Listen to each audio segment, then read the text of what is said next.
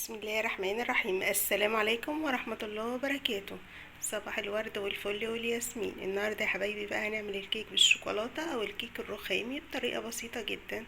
عايزين بقى ننوع ونغير كل يوم، طبعا بنحب نغير في الفطار. هنعمل مع بعض الكيك، تقدروا بقى تحطوا لولادكم في اللانش بوكس. حاجة جميلة وبسيطة وسهلة. بصوا بقى الكيك هيعيش ازاي. بصوا يا حبايبي، بجد تحفة. يلا بينا بقى ندخل على الفيديو ونشوف هنعمل الكيك الجميل ده ازاي مع بعض. ما اشتركش بقى في القناة يشترك ويفعل زر الجرس عشان يوصله مني كل جديد انا بنزله.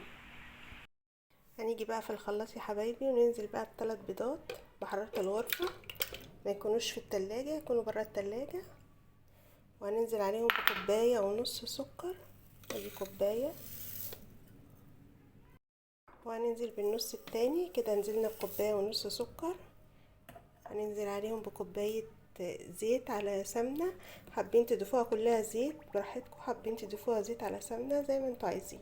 انا هنا حطيت كوباية الا ربع ومكعبين زبدة. معايا هنا كوباية لبن،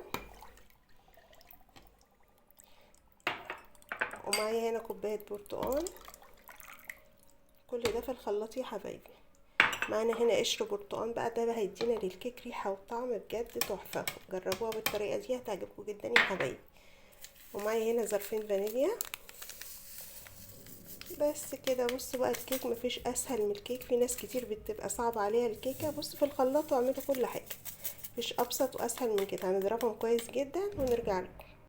مكون بس مهم نسيناه، معلقتين الخل دول بقى اللي هيعملوا لنا للكيك هيشان وطراوه بجد تحفه، هيخلي الكيك بتاعكم عايش جدا. يلا بينا بقى نضرب الخليط الجميل ده.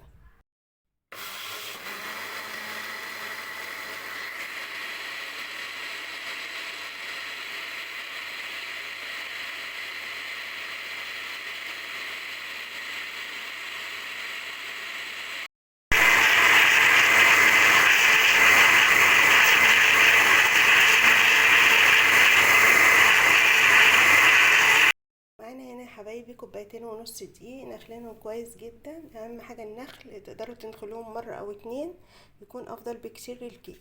معانا هنا كيس بيكنج باودر هننزل بيه كله، وهننزل برشه ملح. بس كده، دي المواد الجافه بتاعتنا.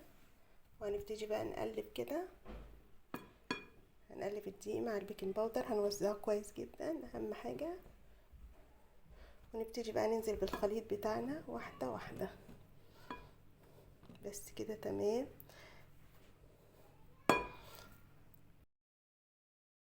بقى جاهز معانا، ضربناه لمده 5 دقايق.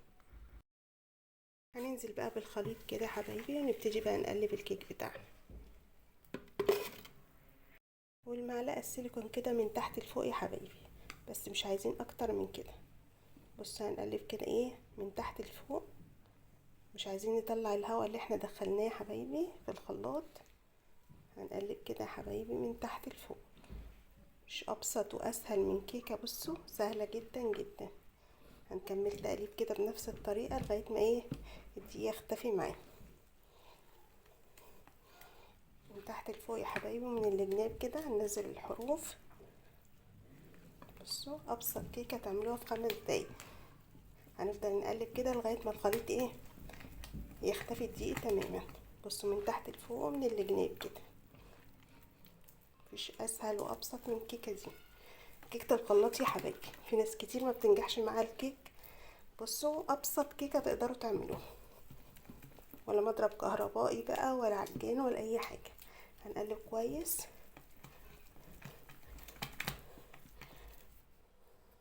وكده الخليط بصوا بقى بعد ما قلبناه، بصوا بقى قوام الكيك. اهم حاجه القوام يكون كده حبايبي. بصوا خلاص مش هنقلب اكتر من كده، من تحت لفوق زي ما قلت لكم. بصوا ما شاء الله الخليط ناعم ازاي. بس كده. وهناخد جزء من الكيك هنعمله بالشوكولاته. هننزل كده بكميه مناسبه، نص الكميه، وننزل عليهم بمعلقتين كاكاو، ونبتدي بقى نقلب الخليط ده.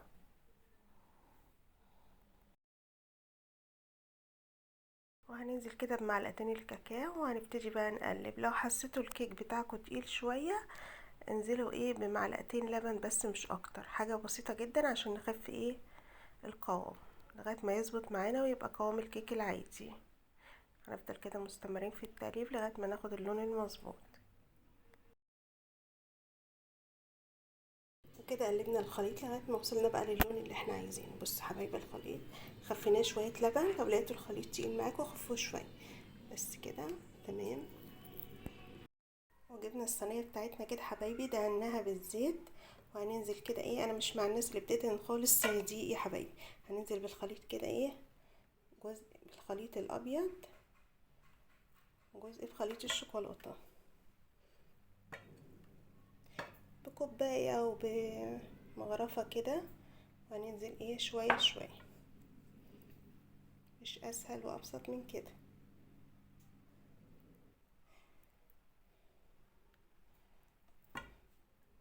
هتفرحوا ولادكم بقى بكيكة حلوة ياخدوها بقى في المدرسة في اللانش بوكس، حاجة حلوة تعملها لهم في البيت احلى بقى من حاجة يشتروها من بره سندوتش ولا كيكية. انتوا تعملوها في البيت بطريقة بسيطة جدا. بصوا حبايبي سهلة قوي قوي.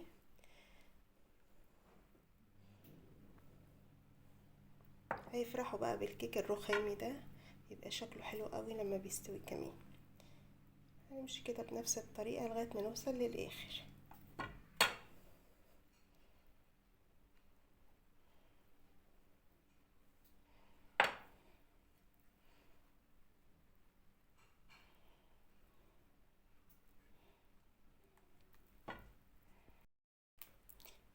بصوا مش هتاخد معاكم 10 دقايق وهتعملوا بقى احلى كيكة سهلة وسريعة.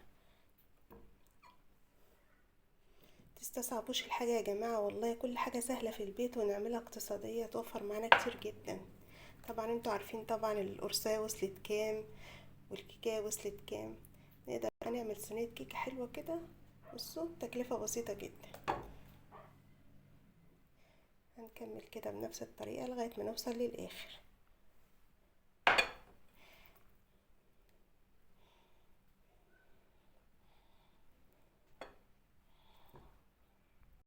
بقى هنيجي بعصاية الشيش طاووق. بصوا هنعمل كده اشكال ايه، اي شكل كده حبايبي عشان تطلع الكيكة متوزعة معانا. بصوا الشوكولاتة تبقى متوزعة في كل مكان، شكل عشوائي كده بس مش منمق يعني. بصوا عشان نوزع الشوكولاتة، بصوا هتبقى شكلها حلو جدا يا حبايبي. بس كده مش ابسط واسهل بقى من الكيكة دي. بصوا بقى جمالها بجد تحفة. خلاص هندخلها كده على درجة حرارة 180 ونرجع لكم تاني. وكده يا حلوين وصلنا لنهاية الفيديو. لو عجبكم بقى الكيك الجميل ده هستنى بقى رأيكم في التعليقات، واستنوني في فيديوهات جديدة، والسلام عليكم ورحمة الله.